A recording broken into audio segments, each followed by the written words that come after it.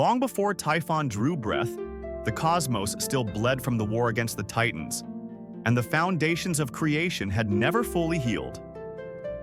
Tartarus pulsed beneath reality like an infected wound, and Gaia felt every tremor as an imbalance that threatened existence itself.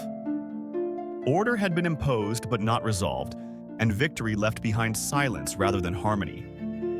From this unresolved tension, something vast and furious began to take form. Typhon emerged as a force rather than a creature, rising from the depths where sky and abyss had never agreed on boundaries. His body stretched beyond familiar proportion, crowned with living serpents and wrapped in fire, wind, and venom. Each movement reshaped the land, bending mountains and distorting the air itself. The world recognized him not as a rebel, but as a correction born from unfinished war. Gaia did not guide Typhon with commands or limits. She released him as one releases pressure long contained, allowing her rage to act without mediation. Through Typhon, she sought not rule, but rebalancing through annihilation. He carried her will instinctively, without morality or restraint. As Typhon moved, the earth fractured in advance of his steps, and storms formed where his shadow passed. Seas recoiled from coastlines, and the sky thickened with ash and fire. Mortals sensed extinction approaching without knowing its name. Civilization itself appeared fragile and temporary. The gods felt the disturbance before Typhon reached sight. Lightning misfired, winds rebelled, and divine domains weakened at their edges.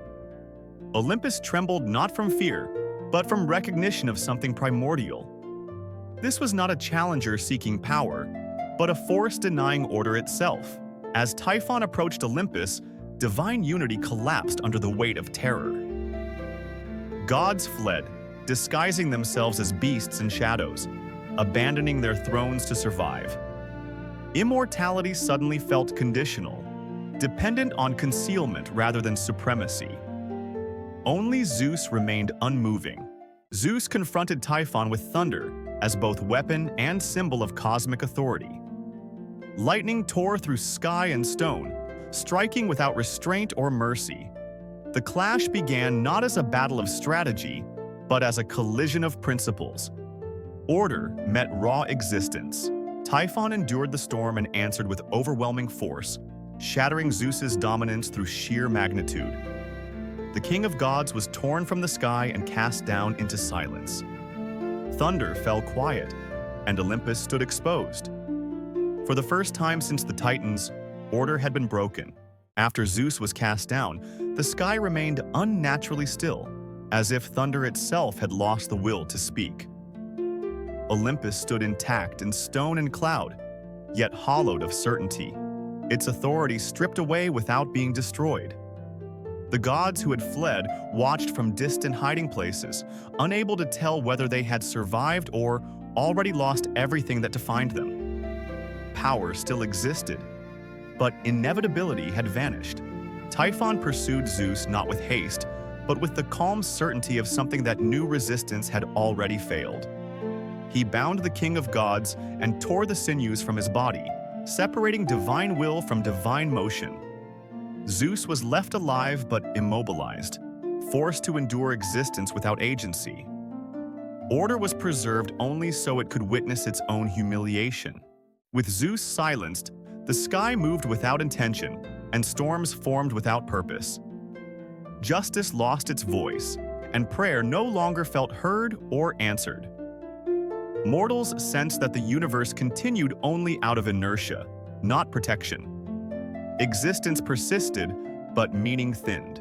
Typhon did not claim Olympus as a throne because he did not rule through law or decree. He imposed dominance through presence alone, bending the world by existing within it. Mountains lowered, seas recoiled, and the air thickened wherever he lingered. The cosmos endured him as it endures catastrophe, not authority.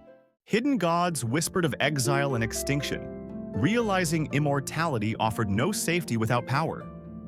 Divine identity fractured as survival replaced sovereignty. Olympus ceased to be a center and became a memory. Even the gods learned fear as mortals do, yet fragments of order endured where strength failed.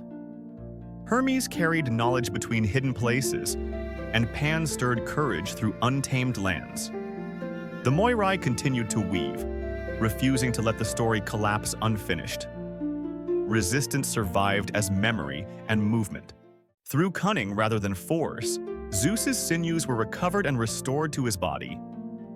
Power returned slowly, reshaping will before strength, teaching patience through pain.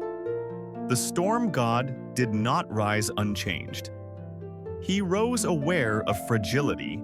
Zeus reclaimed the heavens without triumph, driven by necessity rather than pride. Thunder resumed its voice, sharper and more deliberate, no longer wasteful. The cosmos recognized his presence cautiously, as one recognizes something once broken. The final war was inevitable. As Zeus returned to the sky, the scattered forces of order slowly realigned around him, not with celebration but with measured resolve born of survival. The Moirai tightened the threads of fate, preventing the world from dissolving into endless possibility without conclusion. The Horai restored rhythm to time itself, allowing moments to follow one another rather than collapse into chaos. Olympus did not rejoice because it understood that balance would be paid for in destruction. Typhon sensed the shift in the fabric of reality long before Zeus appeared again in the heavens. His rage expanded outward, not as strategy but as instinct, releasing storms of fire, venom, and shrieking winds across land and sea. Fear itself became a physical force, pressing upon gods and mortals alike. Wherever Typhon stood, existence bent under the weight of inevitability. When Zeus and Typhon met again, the battle surpassed the boundaries of earth and sky. Lightning tore open layered heavens, while Typhon's colossal serpentine limbs crushed mountains into drifting fragments. The sea boiled into vapor, the air burned, and the ground forgot its own shape. The cosmos itself became a wounded battlefield. Zeus no longer hurled lightning in blind fury. Each bolt was shaped by memory of defeat, guided by restraint learned through suffering. Thunder became deliberate, relentless, and precise, carving order into chaos rather than attempting to overwhelm it. Power matured into sovereignty through endurance. Typhon's strength remained vast, but it began to strain against the tightening limits imposed by fate and structure. His movement slowed as possibility itself narrowed, and inevitability turned against him. The monstrous body that once embodied endless force now resisted boundaries it could not escape. Chaos learned the weight of limitation. Zeus drove Typhon downward into the deepest foundations of the world, beyond light and sky. Mountains were placed upon him as living seals, and volcanic fire became his breath and voice. The earth was scarred, reshaped into a prison vast enough to contain him. Imprisonment replaced annihilation to preserve balance. When the battle ended, silence spread heavier than thunder ever had. The gods returned cautiously, aware that supremacy had been challenged and barely preserved. Olympus stood once more, but innocence was gone forever. Order survived, but it now remembered fear.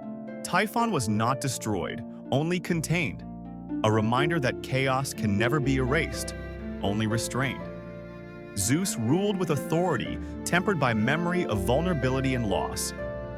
The cosmos stabilized not as a perfect system, but as a fragile equilibrium held by vigilance. Existence endured because the war ended before it consumed creation itself. Like, subscribe, ring the bell, and share your impressions of the video.